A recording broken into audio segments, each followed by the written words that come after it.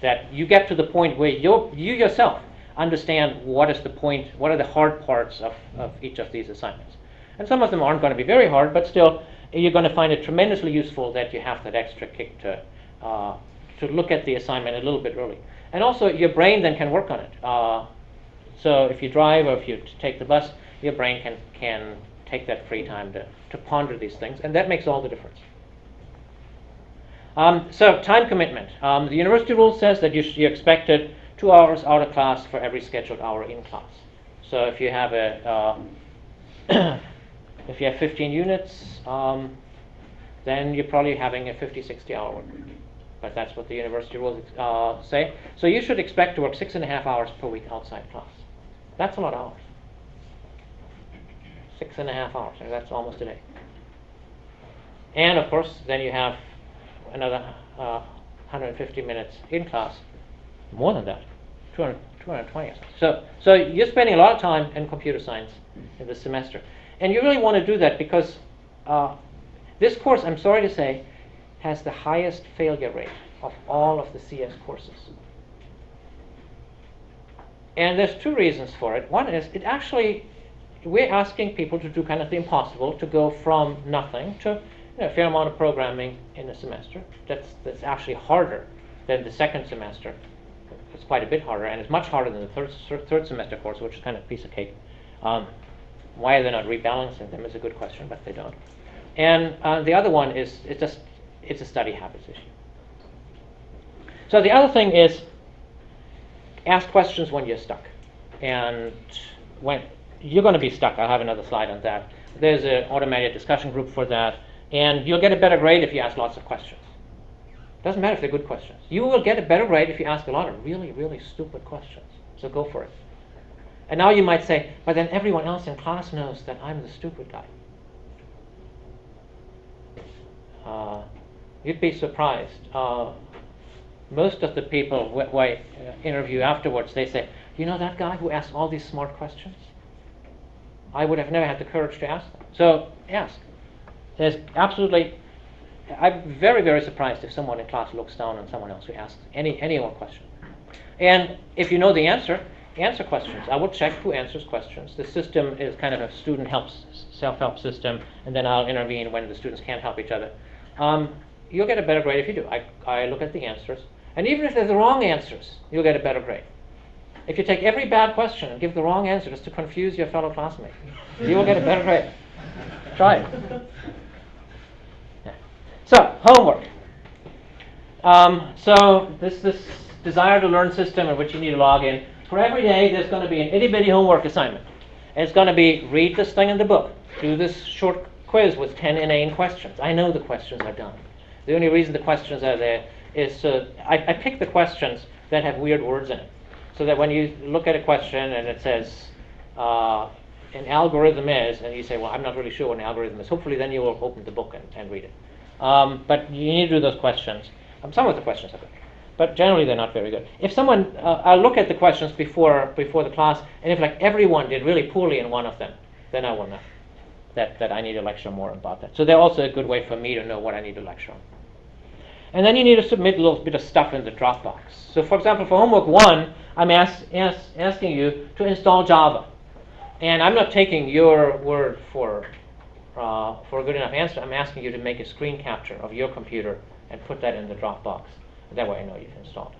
And I really want you to do that before next Tuesday, so that when we have the lab, we are going to have a lab on Tuesday, a lecture plus lab on Tuesday, so that by that time something, that we can already do something interesting. And I need to work for that. So, and then next time, for Thursday, I'm asking you to do a draft of some simple program, and then I think next Tuesday you have to do the complete thing. You'll see the instructions. And just drop them in the Dropbox, and we'll go from there. So you should expect to have a little bit of homework every Monday and every Wednesday. So plan for that. It's not one of those courses that goes without homework and then you have like a big heavy load every few weeks. It is a constant drip of little homework. If you don't like it, I can't even say take another section because we're all doing it the same way. All right, lab. So you bring your laptop. Generally, we will do the lab in groups of 2 and sometimes in groups of 4. The ones that involve more design and discussion, we're going to do in groups of 4, where I'll merge 2 groups of 2. I will assign the groups. So you will be assigned to some random partner. After about 3 weeks, when I know who is doing well and who has trouble, I will resort the groups a little bit, so that we don't have groups that are too out of whack. Generally, but not always. It generally works best if you have 2 people of about the same level of competency in a group. There's a whole bunch of research about that. So if one of them is so much better than the other, then the one who's much, much better doesn't usually get much out of it, and the one who's much, much worse doesn't get much out of it because the other one does all the work. And so one tries to match them so that the competence is about balance. Now you might say, what if I have no clue, and the one I'm working with has no clue? Isn't that a recipe for disaster? Well, it is a well-understood American belief that my ignorance is as good as your knowledge, so that shouldn't fail us. But seriously, there is a lot of research that says that 2 well-meaning but clueless people will lift each other up, and the reason is, and I see that when I do, one of the things that I hate more than most things is small repairs in the house. I hate fixing things in the house, and so does my dad. But when we do it together, we get demoralized at different times. And so I get totally frustrated around 15 minutes, and he says, well, here's a bandage for your finger, and here, why don't we try that? And then after 15 minutes, he gets demoralized, but I somehow am willing to get going. And we can do things together that neither of us could do alone.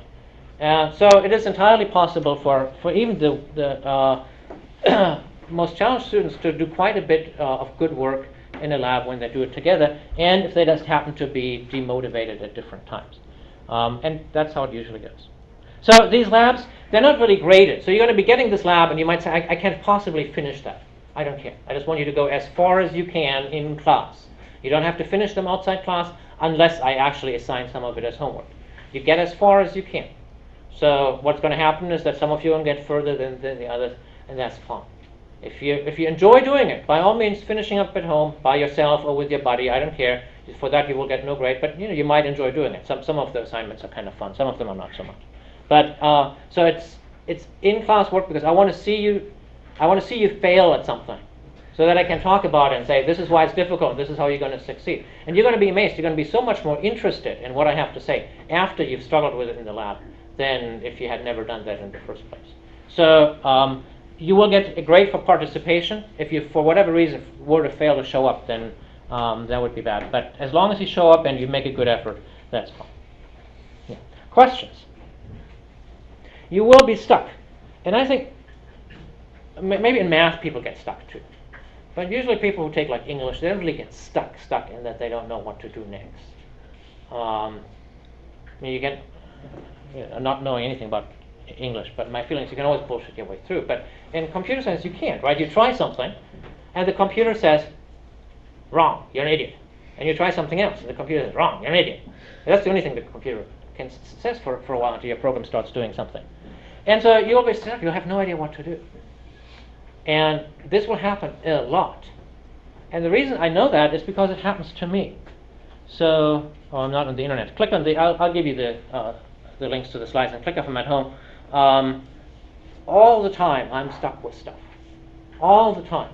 I have right now 10 different things, different projects I'm trying to do, where I just do not know how to do it. And so what I tend to do then is, I'll give it a good try for an hour or so, and if I can't figure it out, I say, well, this looks like it's difficult, and I ask a question.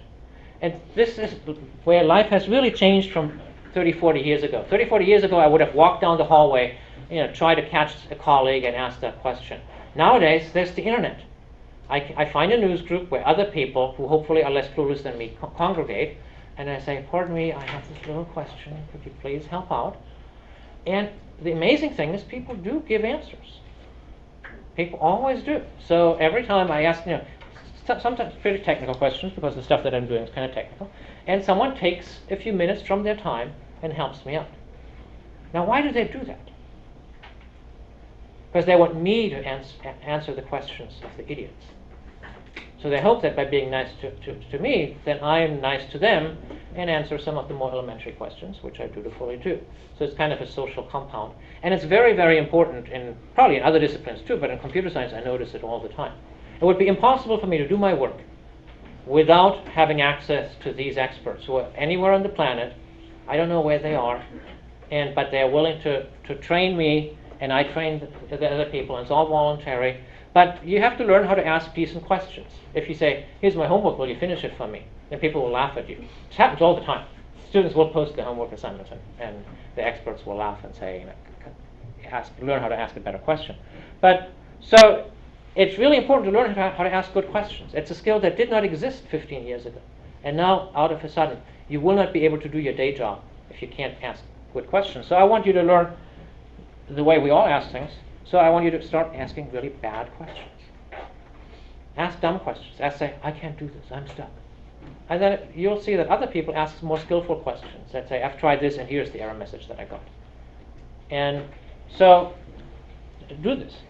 So with any kind of technical questions, and you will get stuck, there's got to be at least 3 or 4 people who, when they install the software, will have some stupid error because they're running some corrupted version of Windows and it's going to act up with something. It always does with this many students. A couple of them will post it on Desire to Learn, and I will help. And you can post a screenshot and stuff, and you can say this is why it didn't work, and I can say try this, or someone else can say try this. I had the same error, and this is how I solved it.